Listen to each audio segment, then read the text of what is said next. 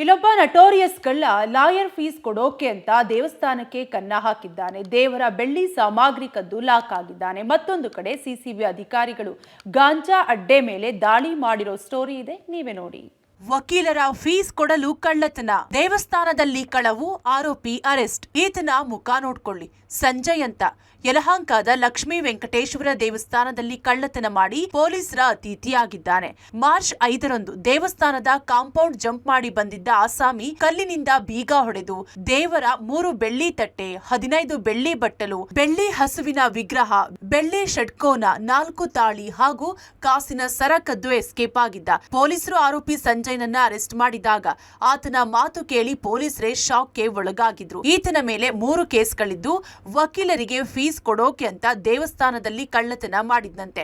ಸದ್ಯ Yelahanka new town ಪೊಲೀಸರು ಬಂಧಿಸಿ ಜೈಲಿಗಟ್ಟಿದ್ದಾರೆ. ಯಲಹಂಕ ಉಪನಗರ ಪೊಲೀಸ್ ಠಾಣೆಯವರು ಈ ದೇವಸ್ಥಾನಗಳ ಕಳ್ಳತನ ಮಾಡ್ತಾ ಇರ್ತಕ್ಕಂಥ ಓರ್ವ MOB ವ್ಯಕ್ತಿಯನ್ನ ಬಂಧಿಸಿ ಆತನಿಂದ 2 kg 740 ಗ್ರಾಂ ಬೆಳ್ಳಿಯ ವಸ್ತುಗಳನ್ನು ವಶಪಡಿಸಿಕೊಂಡಿದ್ದಾರೆ. ಒಟ್ಟು ಮೌಲ್ಯ 2.5 ಲಕ್ಷ.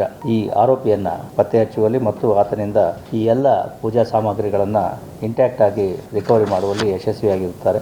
ಅಕ್ರಮವಾಗಿ ತಂಬಾಕು ಶೇಖರಣೆ, ಸಿಸಿಬಿ ರೇಡ್. 45 ಲಕ್ಷ ಮೌಲ್ಯದ ತಂಬಾಕು ಪ್ಯಾಕೆಟ್ಗಳು ಸೀಸ್. ಇನ್ನು ಅಕ್ರಮವಾಗಿ ತಂಬಾಕು ಶೇಖರಿಸಿದ್ದ ಅಡ್ಡೆ ಮೇಲೆ ರೇಡ್ ಮಾಡಿರೋ ಸಿಸಿಬಿ ಪೊಲೀಸರು 45 ಲಕ್ಷ ಮೌಲ್ಯದ 4.21 ಲಕ್ಷ ತಂಬಾಕು ಪ್ಯಾಕೆಟ್ ಸೀಸ್ ಮಾಡಿದ್ದಾರೆ. ಆರೋಪಿ ದಿಲೀಪ್ ಎಂಬಾತ ಕಲಾಸಿಪಾಳ್ಯ ಠಾಣೆ ವ್ಯಾಪ್ತಿಯ ಭೂವಲ್ ಮ್ಯಾನ್ಮನ್ ಗೋದಾಮಿನಲ್ಲಿ ಬಿಲ್ ಇಲ್ಲದೆ ಶೇಖರಿಸಿಟ್ಟಿರೋದು ಗೊತ್ತಾಗಿ ರೇಡ್ ಮಾಡಿ ದಿಲೀಪ್ ಎಂಬಾತನನ್ನ ಅರೆಸ್ಟ್ ಮಾಡಲಾಗಿದೆ.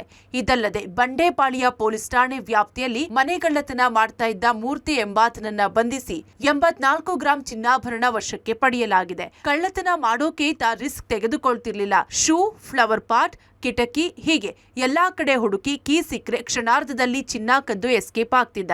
ಸದ್ಯ ಬಂಡೇಪಾಳ್ಯ ಪೊಲೀಸರು ಅರೆಸ್ಟ್ ಮಾಡಿ ಜೈಲಿಗಟ್ಟಿದ್ದಾರೆ.